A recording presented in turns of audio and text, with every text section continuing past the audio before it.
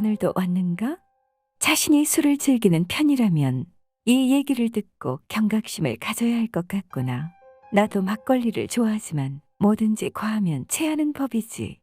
내 몸 내가 지켜야지. 누가 지켜주겠어? 2005년 3월 17일 오후 3시경 경기도 성남시에서 일어난 일이야. 분당경찰서로 한 건의 실종 신고가 접수됐어. 곧 집에 들어온다던 항공사 국제선 승무원 6년차였던 당시 27세 최 씨가 하루가 지나도 귀가를 하지 않아 어머니가 경찰에 실종 신고를 한 거였어. 실종 당일 16일 새벽 1시 10분쯤 최 씨는 성남시의 한 나이트클럽 앞에서 친구들과 술을 마신 뒤 헤어진 후 택시를 타고 집으로 갔다고 해. 그게 지인들에게 목격된 최 씨의 마지막 모습이었어. 경찰은 정황상 단순 가출로 보기는 어렵다고 판단해 다음 날 바로 수사를 시작했어. 범죄 연루 여부를 알아보기 위해 최 씨의 금융거래 내역을 조회한 결과 실종 당일 오전 6시 40분경 성남시 모 대학교 인근 현금 인출기에서 최 씨의 신용카드로 101만 원이 다음 날에도 안산 지역 전철역 현금 인출기에서 400여만 원이 인출된 사실이 확인됐어. 이런 식으로 최 씨의 카드에서 5일 동안 4차례에 걸쳐 총 717만 원이 인출되었고 경찰은 누군가 최 씨의 금품을 노리고 저지른 전형적인 강도살인 사건으로 판단했어. 그러던 중 3월 21일 오전 10시 15분 경기도 성남과 광주를 잇는 3번 국도변의 제설함을 점검하려던 공익근무요원에 의해 최 씨의 시체가 발견됐어.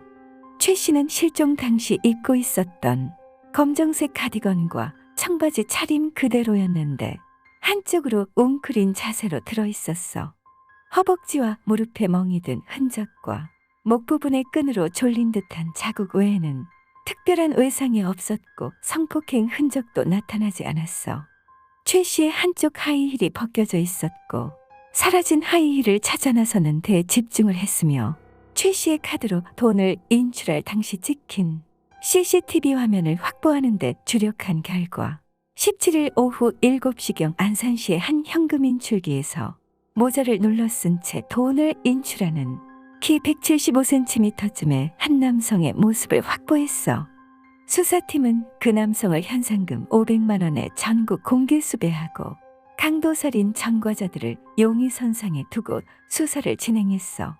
그리고 최 씨가 택시에 탄 후 실종되었다는 점으로 분당 지역에서 영업한 택시기사들 중 동일수법 전과자들을 우선 용의선상에 올리고 의심스러운 이들의 행적을 하나씩 추적해 용의자를 좁혀나갔어.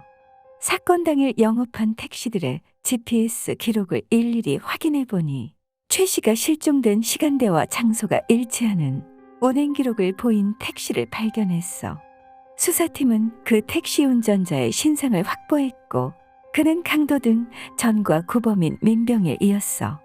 민병일은 괜한 의심을 피하기 위해서였는지 범행 후에도 태연하게 택시 영업을 해오고 있었다고 해. 같은 달 28일 오후 4시 10분경 역전 인근에서 민병일이 운행하던 택시를 찾아내고 형사 2명이 승객으로 가장해 민병일의 택시에 타고 파출소로 유인해 긴급 체포했어. 하지만 민병일은 확실한 범죄 정황이 있음에도 불구하고 자백하지 않았어. 범행을 완강히 부인하는가 하면 몇 시간 동안 묵비권을 행사하기도 했지만 민병일이 운행한 차량의 운행 기록과 차량 조수석에 끼어있던 최 씨의 왼쪽 하이힐, 범행에 쓰인 운동화 끈을 증거물로 제시했더니 갑자기 고개를 떨구고 자포자기한 듯 모든 것을 자백했어. 그날 최 씨는 술에 취한 상태로 민병일의 택시에 탑승했고 술 기운에 힘들어했다고 해. 심지어 택시 안에 구토를 했고 그걸 본 민병일이 뭐라고 하자 최 씨가 사과는커녕 짜증을 내며 구시렁구시렁 했다고 해. 그로 인해 서로 말다툼이 있었고 최 씨는 잠이 들어버렸지.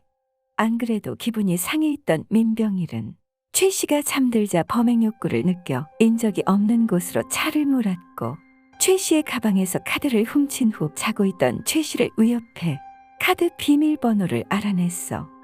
민병일은 자신의 얼굴을 본 최 씨가 신고할까봐 그녀를 목졸라 살해했어. 경찰은 민병일이 금품갈취를 위해 범행을 저지르긴 했지만 그날 작정하고 범행 대상을 물색했던 것은 아닌 것으로 판단했어. 민병일의 내면 깊숙이 잠재돼 있던 범죄 심리와 사건 당일의 정황이 묘하게 맞아 떨어졌다는 거야. 민병일은 젊은 시절부터 수시로 교도소를 드나든 탓에 안정된 직업을 가질 수 없었고 당연히 생활도 불안정했지. 가정도 없고 마치 하루살이처럼 살던 범인은 택시기사로 일하면서 월 100만 원 정도의 수입을 경마에 탕진했고 그러던 중 우연히 최 씨를 태우고 한바탕 말싸움까지 하고서 최 씨가 잠들어 버리자 돈이 아쉽던 차에 순간적으로 범행 욕구를 느낀 거야. 민병일은 최 씨의 카드로 인출한 700여만 원 중 일부를 빚 갚는 데 쓰고 나머지는 인터넷 경마나 유흥비로 탕진했다고 해. 죄책감도 거의 드러내지 않았어. 삶에 대한 애착이 거의 없어 보이는 인물이었고 한마디로 아무 계획도 없이 그냥 하루하루를 살아가고 있었어.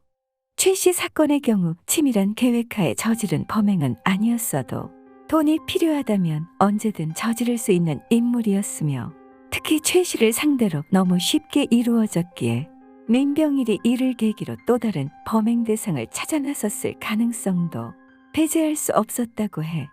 피의자 민병일은 2005년 11월 2일 1심 공판에서 무기징역을 선고받은 직후 구치감으로 이동하던 중 교도관 3명을 밀치고 법원 담장을 넘어 도주했다가 11시간 만에 붙잡히기도 했어.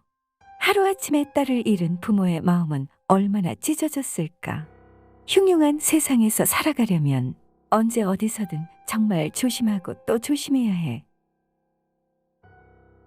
세상에 있는 괴상한 이야기 듣고 싶으면 괴담포차로 오거라. 거기 있는 멋쟁이 구독하고 가지 않으련?